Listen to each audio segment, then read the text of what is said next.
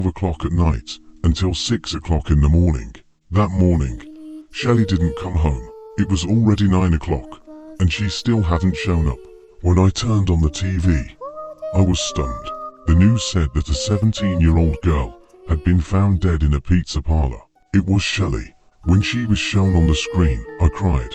Shelly, dressed in a security guard's uniform, was lying on the floor of the security office. A deep cut was visible on her neck. It looked like her throat had been cut with something sharp. But by whom? Who cut her life off in the middle of the night? I was going to find out for myself. My friends Albina and Denis agreed to help me. We wanted to go there at night and scout the situation. We stayed the night at my house. It was well past midnight. Everyone was asleep except me. I was thinking about my sister. Suddenly, there was a knock on the door. I was surprised that someone had come so late. Reluctantly, I went to open the door. What I saw horrified me. Standing on the doorstep was Shelly. She was very pale, and her face was calm. Her dead eyes stared into my soul, and there was a horrible cut on her neck that was bleeding. "Don't go to that damn pizza place," said Shelly in a hoarse, hate-filled voice. It took me a minute to come to my senses. Shelly was still standing in the doorway. I shrieked in fright and closed the door in front of her. The next night, the three of us went to that pizza place. I should have listened to my sister. Once inside, we turned on our flashlights and split up. Denis stayed behind to check out the wheelchair room with the three animatronics on stage. I knew them. They were Freddy, Bonnie, and Chica. 30 years ago, they had entertained children. But one morning the bodies of 5 kids were found here, and the pizzeria was shut down. I've seen old pictures of the animatronics from before they closed. Animatronics haven't changed at all in 30 years. I also thought one of them had moved. No, I don't think that's so. That's weird. Albina and I went to the guard's office. There was a small pool of blood on the floor. I guessed whose it was. Suddenly we heard a rumble from the dining room and ran in. Denis was lying on the floor. He wasn't breathing. The animatronic was gone. I felt bad. Albina became hysterical. First her sister, then Denis. Who's next? That question was driving me crazy. We need to find a way out. Shit.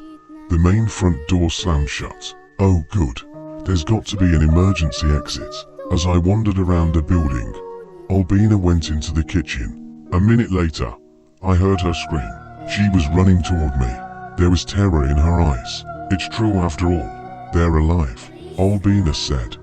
And with her last breath she died. There was a knife wound on her back. I looked back and saw that the 3 of them had surrounded me. Without thinking, I ran away from them. I happened to stumble upon Pirate Bay. I jumped backstage and found myself on another stage. But there was a mishap. My foot fell through the old stage floor. Sharp pieces of the flooring stabbed into my leg. It was very painful. Suddenly, I saw Shelly in front of me. "I told you not to come here, sis. I'm sorry." I could barely squeeze through the pain. "The dead don't forgive," said Shelly sternly and disappeared. 10 minutes later, I began to realize that I wasn't alone on Pirate Bay. Barely looking around, I saw Foxy, also an animatronic. Foxy the pirate. I thought he was going to jump me, but he just stood there looking at me. "Hi," said he, "but I only wanted to know one thing. Why did you kill my sister?" I asked, realizing I didn't have long to live. Foxy was silent. Meanwhile, the pain was becoming unbearable. "Can I help you?" asked Foxy, but I was already unconscious. I woke up in the same Pirate Bay. Foxy was nowhere to be found. I looked around. A few meters away from me was the emergency exit. I sighed heavily. Am I not destined to get out of here? At least I'm going to try. I stood up and noticed that my foot wasn't resting on the floor of the stage. I found a plaque and scribbled thank you on it with my fingernail. Then I went outside. How beautiful the fresh air was. I was alive. Now I could leave this horrible place.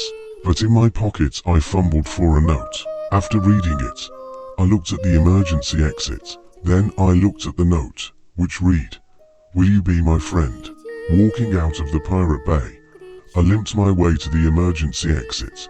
My heart was heavy with loss, but at the same time I was relieved to be alive. No sooner had I reached the door than I saw the outlines of Freddy, Bonnie, and Chicky through the window. Their red eyes glowed in the darkness, as if cursing me. I quickened my step, but then the door creaked open. I turned around and saw it open by itself. Fear gripped me as a note slipped out of the doorway. I picked it up and read it. "Will you be my friend?" Translated with Deeple, free version.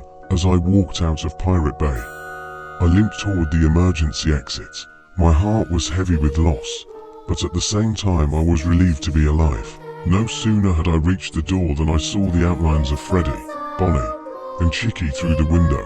Their red eyes glowed in the darkness, as if cursing me. I quickened my step, but then the door creaked open. I turned around and saw it open by itself. Fear gripped me as a note slipped out of the doorway. I picked it up and read it. "Will you be my friend?" The words echoed down the empty hallway. I looked around, expecting to see animatronics, but there was no one. Just a lonely note, as if mocking my despair.